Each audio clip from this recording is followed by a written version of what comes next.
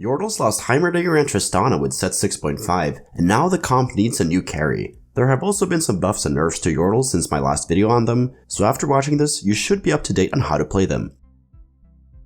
This is primarily a slow roll comp, meaning we're rolling down to 50 gold every single turn for 3-star units. Sometimes we hyper roll for them as well, but more on that later. We will be slow rolling at level 5 first with this board. We do this until we hit either Poppy or Sig's 3-star, and until we're also relatively close to the other one. This is because we need to hit some of the 1-cost 3-stars first to clear up our bench space. Once you hit 3-star Ziggs or Poppy, you level up to 6 and slow roll at level 6 with this board. The reason for not running 6 Yordles here is because we need Twin Shot for Corki. That synergy lets him cast twice and potentially double his DPS output. You can't play 6 Yordles though if you have most of them 2-starred or you didn't hit GP or Lucian for 2 Twin Shot. We will be slow rolling at level 6 until we have 3-starred Ziggs, Poppy, and Corki. After that we will level up to 7 and then get 6 Yordles plus GP in.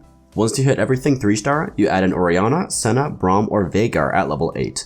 I'll go more in depth on why we slow roll at 3 different levels, and what exactly to add in at level 8 later in the video. Corki is the primary carry for this comp, so we prioritize making items for him first. Although some people might think he is a mixed damage carry because he's a twin shot, he's actually an AP carry, and in this build we itemize him that way to maximize his damage. Corki has one core item, and that is blue buff. This item lets him cast every 2 auto attacks with 6 Yordles in, and it overall doubles his DPS, which is huge. The second and third item want to be damage items. I will present some combinations of the second and third items that work well together. This can be IE and JG to make sure that our spells always crit, Deathcap and JG to get more expected damage in, but since we're not always critting, it's less consistent than IE and JG. Deathcap and Giant Slayer work great if you're dealing with a lot of high HP targets, and Deathcap can be replaced in all these scenarios by Archangels. The reason why we don't run Gunblade on Corki is because we don't have enough damage if we run that on him. Same case with Hodge, when you roll healing, you won't have enough damage to get through tankier units. Tank items want to go on Vex as she will be a lot stronger with them than Poppy, and since Corki is relatively item dependent, he will always grab items off carousels to make his items. Therefore, you will end up with different tank items on Vex every single game, but the best ones to put on her are Stoneplate, Redemption, Warmogs, Bramblevest, Dragon's Claw, and Zizirot. 2 great support items that should be considered here are Banshee's Claw and Chalice. Banshee's Claw lets you corner Corki without any worries, while Chalice increases his damage by a lot, and also increases the damage of other secondary carries like Ziggs. The best augments to take for this comp are any Backfoot, any Blue Battery, Calculated Loss, any Celestial Blessing, Enchanter, Heart, Emblem, or Soul, any Featherweights, any Luden's Echo, any Phalox, So Small, any Thrill of the Hunt, Twin Shot Heart, Bodyguard Crest so we can put it on Vex, Metabolic Accelerator, Portable Forge, Sharpshooter, Thieving Rascals, Trade Sector, and Golden Ticket. I mentioned a lot of augments there, but the S tier augments are Blue Battery, Celestial Blessing, Featherweights, So Small, Twin Shot Heart, and Sharpshooter.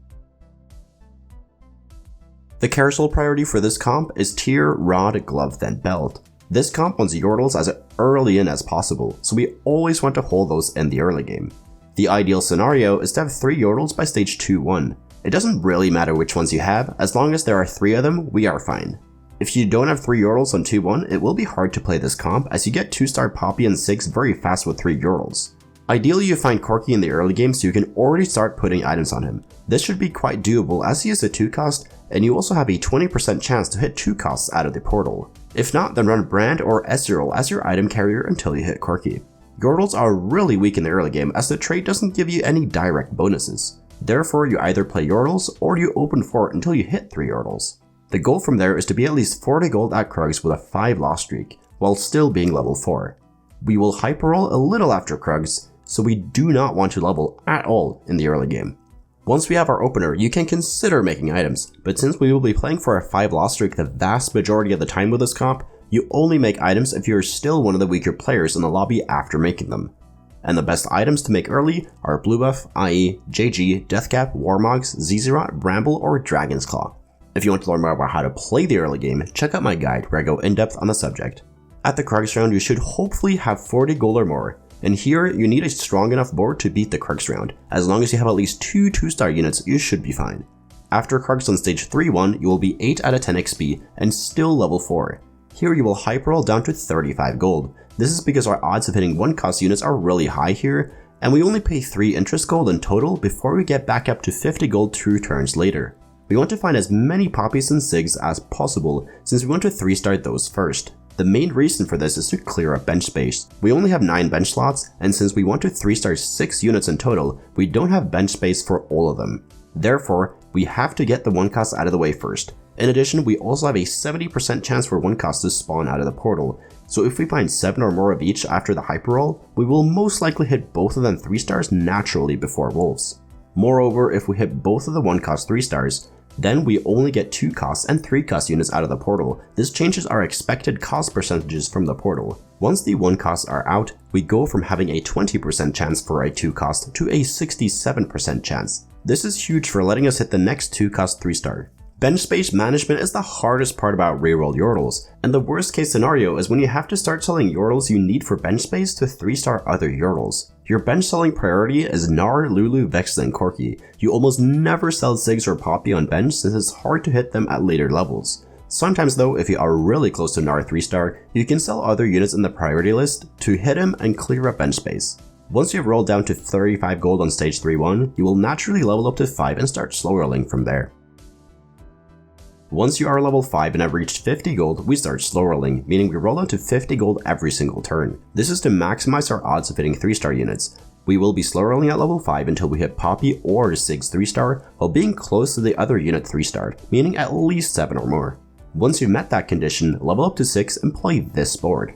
At level 6, we will be slow rolling until we hit Poppy, Sigs, and Corki 3-star. Once we have 3-starred at least those 3, we will level up to 7 to play 6 Yordles plus GP.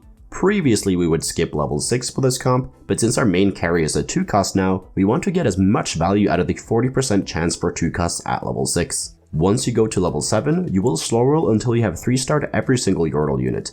We also don't go for 3-star GP as we need as much gold as possible to hit Gnar and Vex 3-star. Sometimes if you have more HP to work with, you can stop when you're 4 Yordles in total or less away from hitting 3-star everything, as then you will hit the 3-stars naturally in 4 turns. From there, just econ up and start putting money into XP towards level 8. A side note is that you need to be careful with your HP. If you're 30 HP or lower, you might have to think about doing a roll down until you hit more 3-stars to stabilize.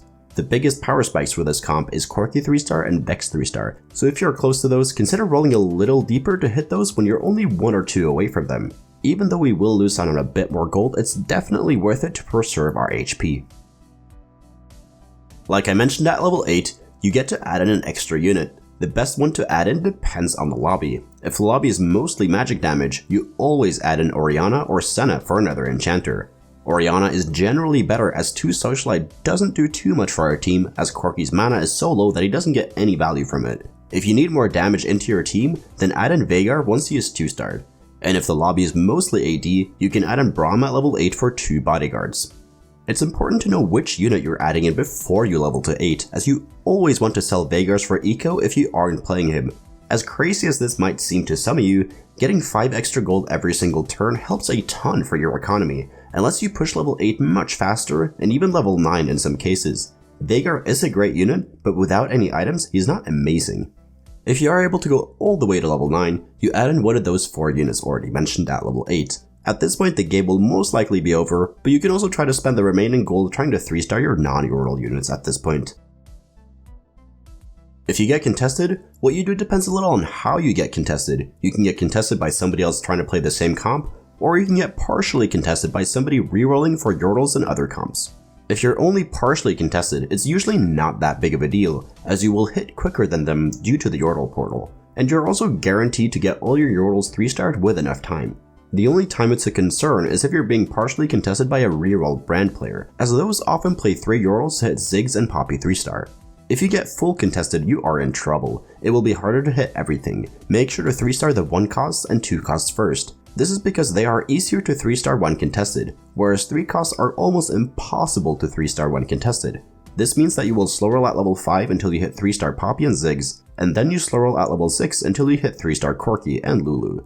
In terms of bench space, sell Gnar, Vex, then Lulu. As always, you can pivot to another comp instead of dealing with being contested. The best pivots for this comp are Ahri, Mutant Malzahar, or Innovators. First, I'll go over general positioning with this comp, then I'll cover some in-depth examples. General positioning looks like this. Here we are clumped up quite a bit with our Yordles. This is because Ziggs, Corki, and Vex deal AoE damage. Therefore, we want enemy champions to clump around our clump of units. You want to corner Corki if he isn't getting hooked or CC'd there. If not, then you leave Ziggs in the corner. Lulu is close by Corki to protect him from assassins or other melee units walking down. Gnar is positioned in the backline to be safer before he ults. Vex is on the outskirt of our frontline to make sure she's dealing as much damage as possible with her shield. Now moving on to some in-depth examples. Against the first guy, the big threat is Sivir. Poppy is positioned to bait out the Alistar ultimate, so it doesn't hit our Corki. Corki's on the outskirt of our backline. This is to make sure he doesn't get CC'd by Nocturne. Vex is closer to the middle to hit as many enemies with her spell as possible. Against the second guy, the big threat is Seraphine. Since her spell goes in a direction that targets the largest group of people, we want to spread out here, and also make sure Corki is not in the path of Seraphine's spell. Here she will target straight down to hit GP, Poppy, Ziggs, and Gnar. Spreading out is also good versus Cillian and Orianna, so that's another reason to do so, even though they aren't the biggest threats in that team. Here Orianna will not ult our Corki, and GP is getting tossed by Singed, which is not a big deal, just make sure that Vex never gets tossed by Singed. Against the third guy, the big threat is Draven.